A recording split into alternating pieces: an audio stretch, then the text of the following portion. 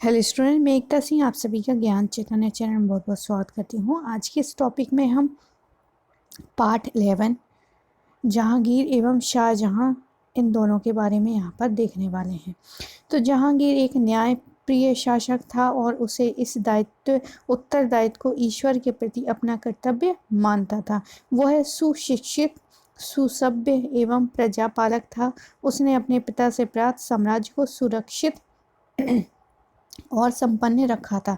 तो जहांगीर के बारे में देख लेते हैं। 1605 से लेकर 1627 जो है इनका समय है।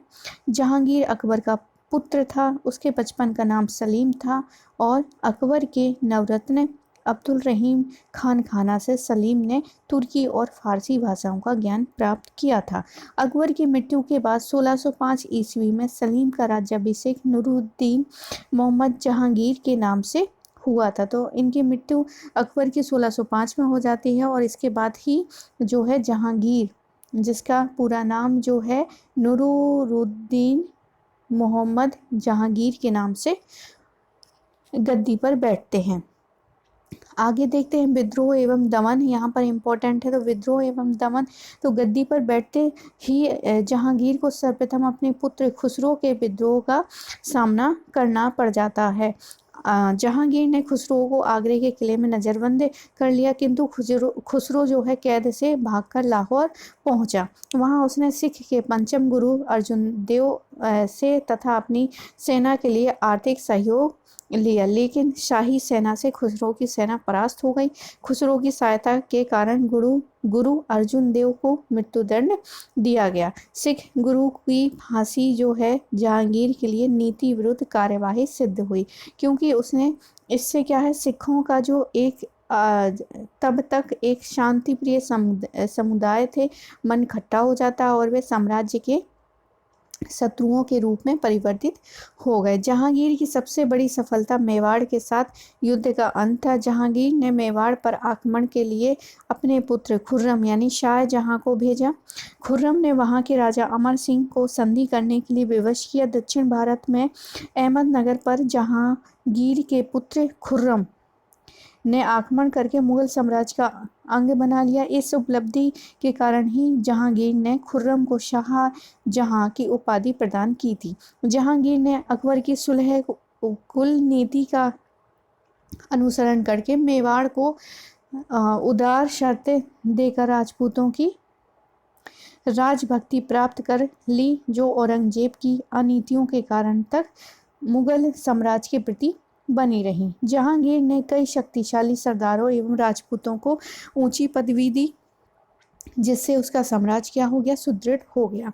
आगे देखते हैं जहांगीर एक व्यक्तित्व। जहांगीर ने सब लोगों के हृदयों पर विजय पाने का प्रयास किया। उसने अपने विद्रोहियों को सामान्य रूप से क्षमादान कर दिया, बंदियों को मुक्त कर दिया और न्याय की प्रसिद्ध जंजीर लगवाई, जिसे कोई भी बजाकर सीधे बादशाह से फरियाद कर सकता था।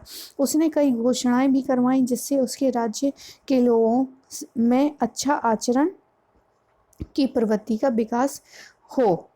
अगला है, यहाँ पर एक पिक्चर है जिसमें क्या है, जहांगीर कला एवं साहित्य का प्रेमी, मतलब जहांगीर को ये सब करते हुए दिखाया गया है। आगे देखते हैं जहांगीर कला एवं साहित्य का प्रेमी था। वो स्वयं विद्वान था। उसने फारसी में तुजुके जहांगीरी नामक आत्मकथा लिखी। उसे उद्यान लगाने का भी शौक था। जहांगीर चित्रकला का बड़ा कुशल पारखी था। वह एक ही चित्र में विभिन्न चित्रकारों द्वारा बनाए गए मुख, शरीर और पैरों को अलग अलग पहचान सकता था। जहांगीर के शासनकाल में पुर्तगालियों ने अपनी व्यापारिक स्थिति मजबूत रखी। उसके काल में अंग्रेजों तथा मुगलों के मध्य नवीन संबंधों का विकास हुआ। जहांगीर पुर्तगालियों और अंग्रेजों को नज़रअंदाज नहीं कर सका, क्योंकि इन दोनों की नौसेनाएं जो है सुदृढ़ हुआ करती थी। इंग्लैंड के सम्राट जेम्स प्रथम ने व्यापारिक सुविधाएं प्राप्त करने के लिए हॉकिंस को और बाद में सर टॉमस रो को, पहले हॉकिंस को और फिर सर टॉमस रो को आधिकारिक दूत बनाकर भारत भेजा। उसने जहांगीर से अंग्रेज़ों के लिए भारत में व्यापार करने की आज्ञा प्राप्त की। जहांगीर अंग्रेज़ों के जहाजी बेड़े से पहले ही प्रभावित था, अतः उसने अंग्रेज़ों को भारत में व्यापार करने की आज्ञा दे दी। अंग्रेज़ों द्वारा भारत में ब्रिटिश राज्य स्थापित करने का यह प्रथम चरण था। आगे देखते हैं, जहांगीर को मदिरा पान की बुरी आदत थी, जिससे उसके चरित्र की उत्तम पहलू धीरे धीरे नष्ट हो गई। उसके स्वभाव में असंगति आ गई, जो उसके पतन का कारण बनी। सन 1627 ईस्वी में जहांगीर की मृत्यु हो जाती है। आगे देखते हैं, अब जहांगीर के काल में नूरजहां का प्रभाव भी देखने को मिलता है। तो नूरजहां का बचपन का नाम मेहरुनिसा था।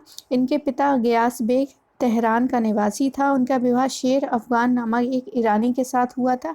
शेर अफगान की मृत्यु के बाद जहांगीर ने मेहरुनिसा से विवाह कर लिया और उसकी बुद्धि एवं सुंदरता के कारण उसे जहांगीर द्वारा नूरजहां की उपाधि दी गई। जहांगीर के शासन काल में नूरजहां की भूमिका महत्वपूर्ण थी।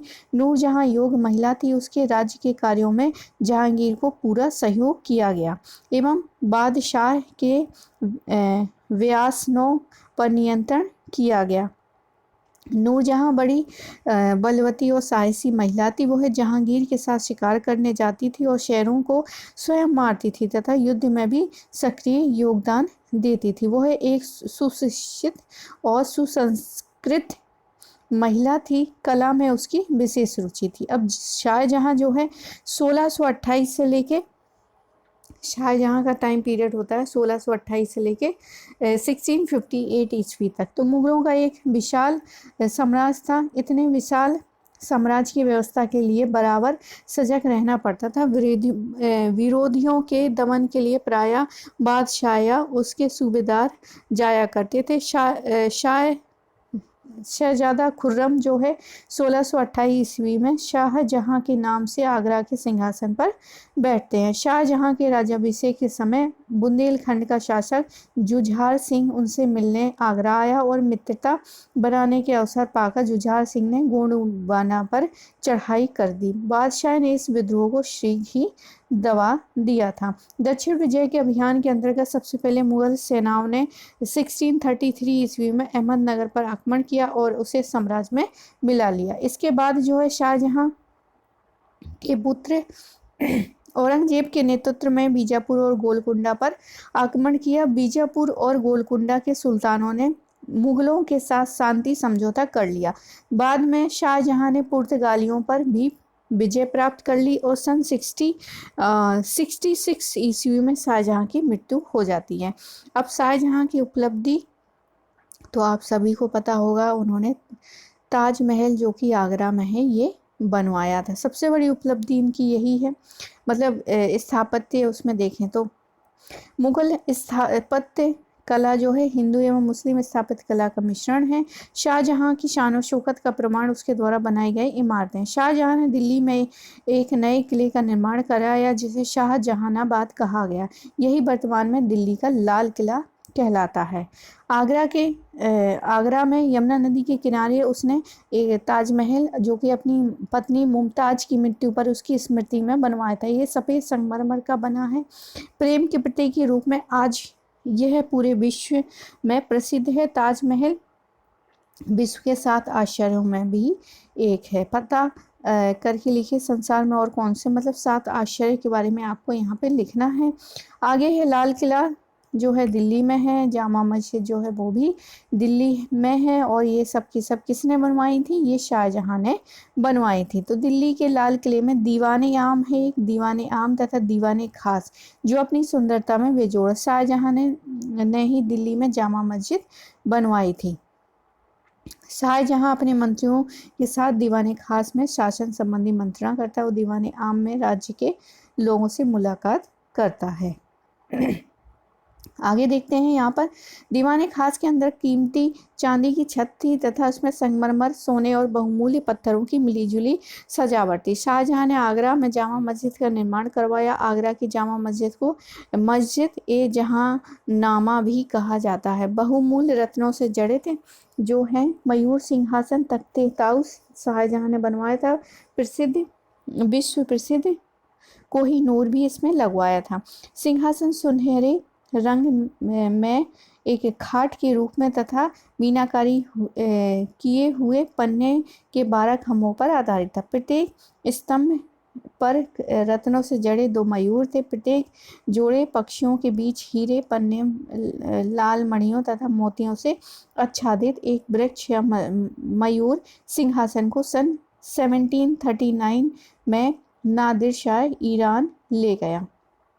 साहित्य की बात करें तो शाहजहां के समय में फारसी, संस्कृत, हिंदी सभी भाषाओं में उच्च कोटि के ग्रंथ लिखे गए। इनका पुत्र जो है दारा शिकोह संस्कृत का विद्वान था। उसने उपनिषदों का संस्कृत में फारसी में अनुवाद किया। तो यहाँ पर शाहजहां मयूर सिंहासन पर बैठे हुए। अब आगे देखते हैं। अकबर के काल में भवन निर्माण की सामग्री के रूप में लाल बलुआ पत्थर तथा अलंकरण हेतु संगमरमर का प्रयोग होता है। शाहजहां के काल में संगमरमर भवन निर्माण की आधार सामग्री हो गई। अलंकरण पच्चीकारी के माध्यम से होता है। अब यहाँ पर पच्चीकारी भी किस प्रकार से की जाती है तो संगमरमर पर रत्नों की जड़ाई को क्या कहते हैं? पच्चीकारी कहते हैं। तो यहाँ पर समय रेखा है। मनसबदार की शब्दावली है तो मुगल अधिकारियों को दी जाने वाली एक पदवी होती थी। मकबरा जो है बादशाहों की कब्र पे बनाया गया स्मारक मकबरा। पैमाइश जो है भू सर्वेक्षण के लिए की जाने वाली भवनों और खेतों और जमीनों पर आदि की नाम। तो जहांगीर के बचपन का नाम सलीम था। जहांगीर ने खुर्रम को कौन सी उपाधि और क्यों प्रदान की थी? तो यहाँ पर जहांगीर ने खुर्रम को शाहजहां की उपाधि प्रदान की थी। और क्यों की थी? क्योंकि उसने दक्षिण भारत में अहमदनगर पर जहांगीर के पुत्र खुर्रम ने ही आक्रमण करके मुगल साम्राज्य का अंग बनाया था। तो दक्षिण भारत के अहमदनगर को मिलाने वाला जो है खुर्रम ही था, इसलिए उनको क्या है शाहजहां की उपाधि दी थी। आगे है सर टॉमस रो कौन था? तो सर टॉमस रो जो है इंग्लैंड के सम्राट जेम्स प्रथम ने इनको भेजा था। हॉकिंस और जेम्स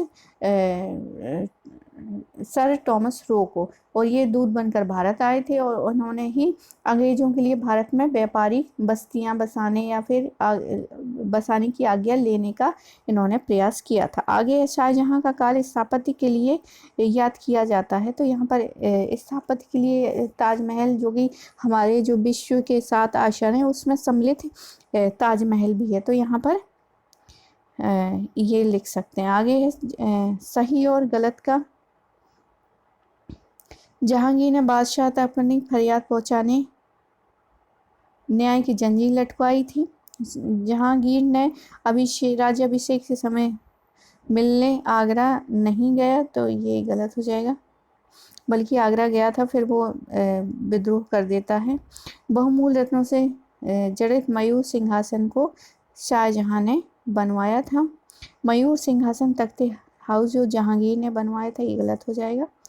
तो ये था, इस प्रकार से ये अध्याय था जिसमें जहांगीर और शाहजहां के बारे में बताया गया है। तो आई होप आपको ये वीडियो पसंद आया होगा। पसंद आया तो प्लीज़ लाइक करें, शेयर करें और सब्सक्राइब करें।